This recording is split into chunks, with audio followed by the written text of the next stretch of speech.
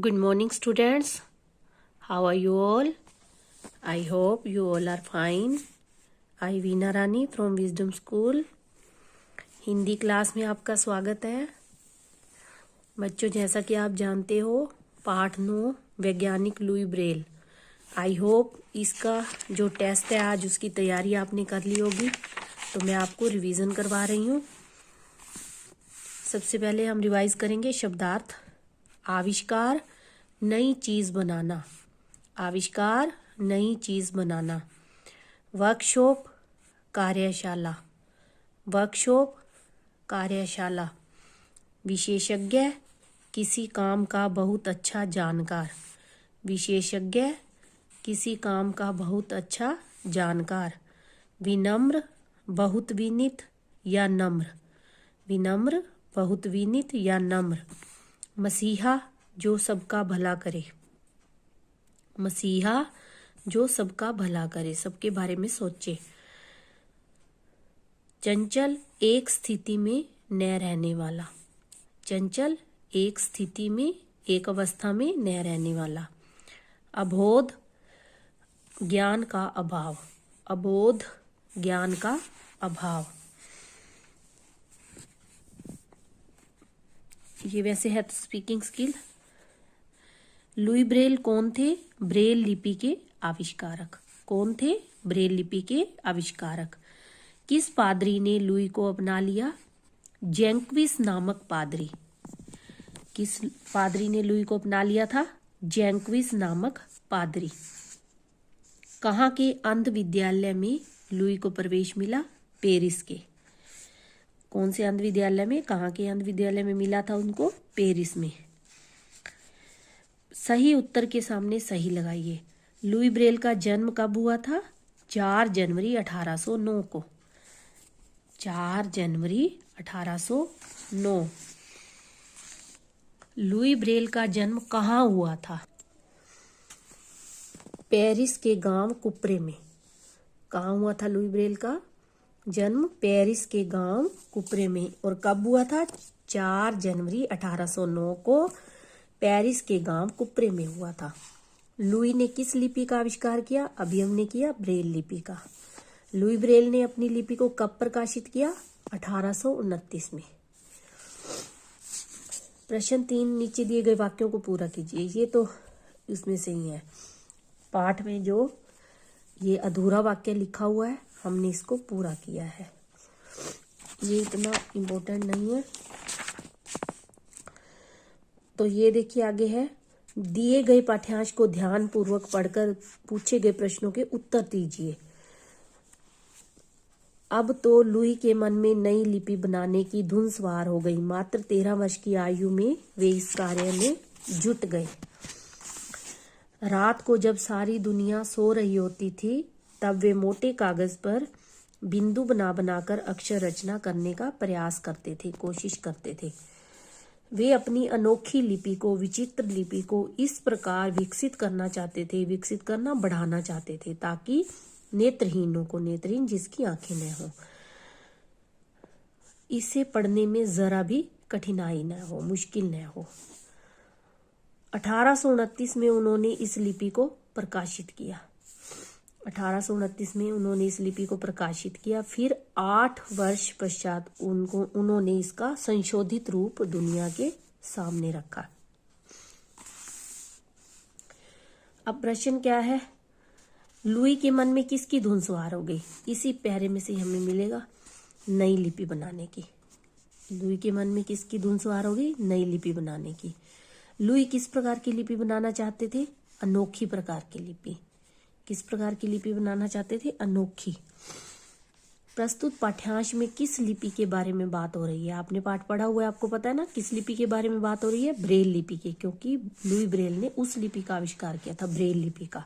तो इसमें भी ब्रेल लिपि की ही बात हो रही है। सारी दुनिया सोती थी तो लुई क्या करते थे? मोटे कागज पर बिंदु बना बनाकर अक्षर रचना करने का कार्य। क्या करते थे?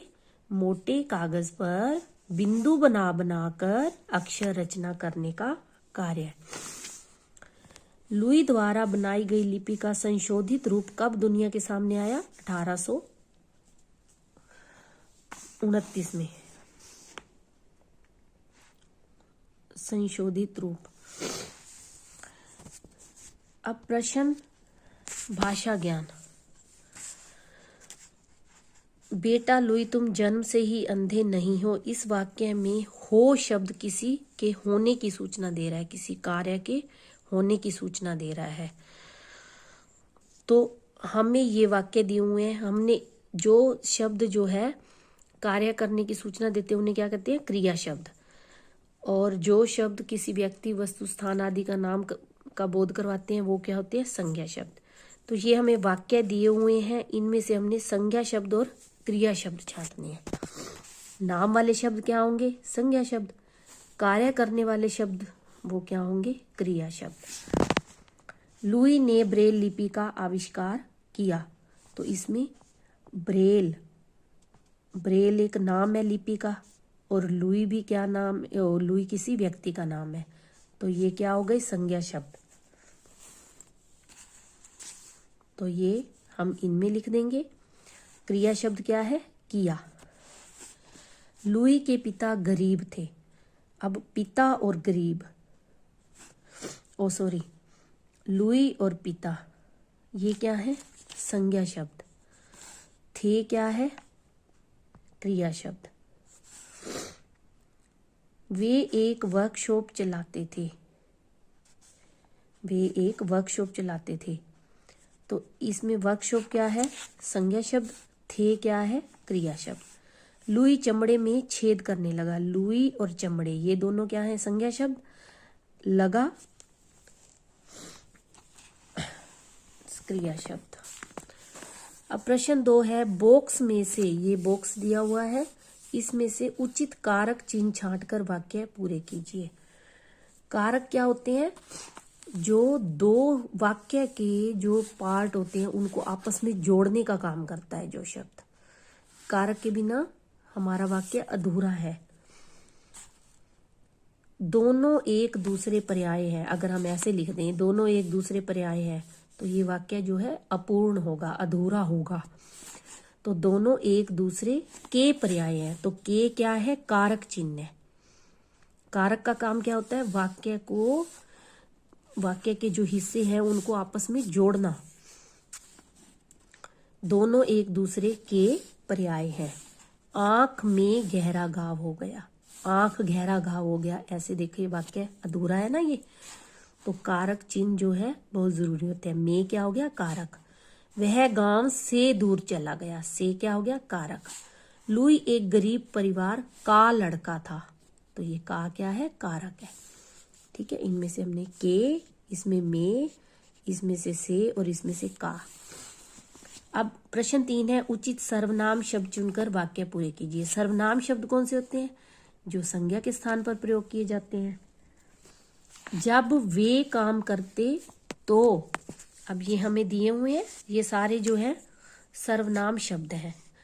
सर्वनाम, जो सर्वनाम उचित होगा वही हमने यहाँ पे भरना है। जब वे काम करते तो नन्हा लुई उनके पास खेलते खेलते आ जाता। जब वे किसके लिए लगा है? लुई के पिताजी के लिए। जहां वे घोड़ों की जीन और लगाम बनाते थे। जहां वे घोड़ों की जीन, और वे किसके लिए लगा है? लुई के पापा के लिए। पर वह औजार को न संभाल सका। औजार को संभाल न सका, ये वह, पर वह किसके लिए लगा है? लुई के लिए। उसके माता पिता उसे लेकर पेरिस गए। उसे यहाँ किसके लिए लगाया है? लुई के लिए। तो ये सारे शब्द जो है नाम के स्थान पर प्रयोग किए गए ना, ये लुई के पापा के लिए, ये लुई के लिए। तो नाम के स्थान पर प्रयोग किए जाने वाले शब्द क्या कहलाते हैं? संज्ञा शब्द के स्थान पर प्रयोग किए जाने वाले शब्द सर्वनाम। प्रश्न 4 है, प्रत्येक संज्ञा शब्द के साथ उचित विशेषण शब्द जोड़िए।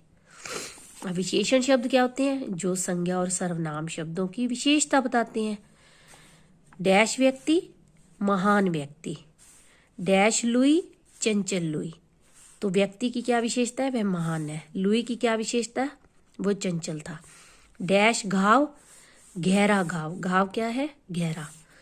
डैश महिला, वृद्ध महिला। वृद्ध होता है बूढ़ी। तो महिला की क्या विशेषता है? वृद्ध। बूढ़ी है वह। डैश लिपि नई लिपि, डैश कागज मोटा कागज। तो ये क्या है, ये हमारा अभ्यास कार्य है। अब हम इसके करेंगे प्रश्न उत्तर।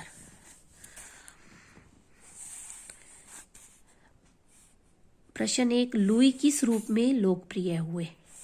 लुई ने नेत्रहीनों के लिए ब्रेल लिपि का आविष्कार किया। ये बात तो आपको रट गई होगी, अब बहुत बार मैं समझा चुकी हूँ ये बात, है ना। लुई ने नेत्रहीनों के लिए ब्रेल लिपि का आविष्कार किया ताकि नेत्रहीन व्यक्ति को पढ़ने में कोई कठिनाई न हो। लुई ने नेत्रहीनों के लिए ब्रेल लिपि का आविष्कार किया ताकि नेत्रहीन व्यक्ति को पढ़ने में कोई कठिनाई न हो। इस महान कार्य के लिए वे नेत्रहीनों के मसीहा के रूप में लोकप्रिय हुए। मतलब लोगों ने उसे प्रिय, लोगों को वो प्रिय लगने लगे। किस लिए? क्योंकि उन्होंने ब्रेल लिपि का आविष्कार किया। ब्रेल लिपि इतने काम की थी कि लोगों को पढ़ने में कोई कठिनाई नहीं होती थी, नेत्रहीन व्यक्तियों को। इस महान कार्य के लिए, इस नेक कार्य के लिए वे नेत्रहीनों के मसीहा के रूप में लोकप्रिय हुए। मसीहा जो सबका भला करे, अभी हमने किया था ना अर्थ इसका, मसीहा जो दूसरों का सबका भला करे, दूसरों का या मतलब सबका भला करे। प्रश्न 2 है, लुई ब्रेल को अपनी मंजिल कब दिखाई देने लगी?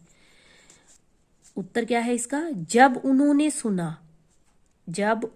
सुना कि चार्ल्स बार्बियर नामक, मतलब ये एक व्यक्ति का नाम है, चार्ल्स बार्बियर नामक फ्रांसीसी सज्जन कौन होता है? अच्छा व्यक्ति जो दूसरों का भला करे। वो फ्रांसीसी मतलब फ्रांस का रहने वाला। फ्रांसीसी सज्जन एक ऐसी लिपि तैयार कर रहे हैं जिससे सैनिक रात के अंधेरे में संदेश पढ़ सकते हैं। अब रात के अंधेरे में व्यक्ति क्या हो जाता है? अंधेरे में हम क्या हो जाते हैं? अंधे ही हो जाते हैं ना एक तरह से। तो इस चीज से लुई ब्रेल को आइडिया मिला था। जब उन्होंने सुना कि चार्ल्स बार्बियर नामक फ्रांसीसी सज्जन एक ऐसी लिपि तैयार कर रहे हैं जिससे सैनिक रात के अंधेरे में संदेश पढ़ सकते हैं, तब लुई ब्रेल को अपनी मंजिल दिखाई देने लगी। प्रश्न 3 क्या है? लुई के पिता हमेशा लुई से क्या कहते थे? लुई के पिता उससे कहते थे कि बेटा, लुई के पिता उससे कहते थे कि बेटा तुम जन्म से अंधे नहीं हो, मतलब जन्मजात अंधे नहीं हो, बाद में हुआ था ना वह अंधा। लुई के पिता उससे कहते थे कि बेटा तुम जन्म से, बेटा के बाद ये विस्मयादि बोधक चिन्ह है, ये लगाना है, ये लगा सकते हो, अल्प विराम जिसको बोलते हैं, कोमा बोलते हो ना आप, अल्प विराम, वो लगाना है, वो लगा सकते हो, दोनों में से कोई भी लगा सकते हो। तुम जन्म से अंधे नहीं हो, इसलिए कभी निराश मत होना, इसलिए कभी नाराज मत होना, निराश मत होना, मतलब अपनी आस मत छोड़ना। अब तुम उनके लिए कुछ करना जो जन्म से अंधे हैं, अब तुम उनके लिए कुछ करना जो जन्म से अंधे हैं। लुई के पिता उससे कहते थे कि बेटा तुम जन्म से अंधे नहीं हो, इसलिए कभी निराश मत होना, अब तुम उनके लिए कुछ करना जो जन्म से अंधे हैं। प्रश्न 4 है, लुई ब्रेल का आज भी सारी दुनिया आदर क्यों करती है? आदर सम्मान, क्योंकि उन्होंने नेत्रहीनों के लिए ब्रेल लिपि का आविष्कार किया।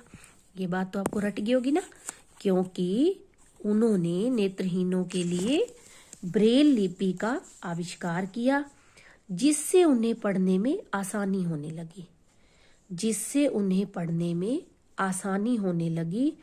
उन्होंने यह काम पूरी रातों को बैठकर पूरा किया। उन्होंने एक रात नहीं बैठे थे, अनेक रातों को बैठकर, तो वो पूरी रात बैठते थे, क्योंकि उन्होंने नेत्रहीनों के लिए, जो अंधे व्यक्ति होते हैं, नेत्रहीन, नेत्रों के बिना, आंखों के बिना, क्योंकि उन्होंने नेत्रहीनों के लिए ब्रेल लिपि का आविष्कार किया जिससे उन्हें पढ़ने में आसानी होने लगी।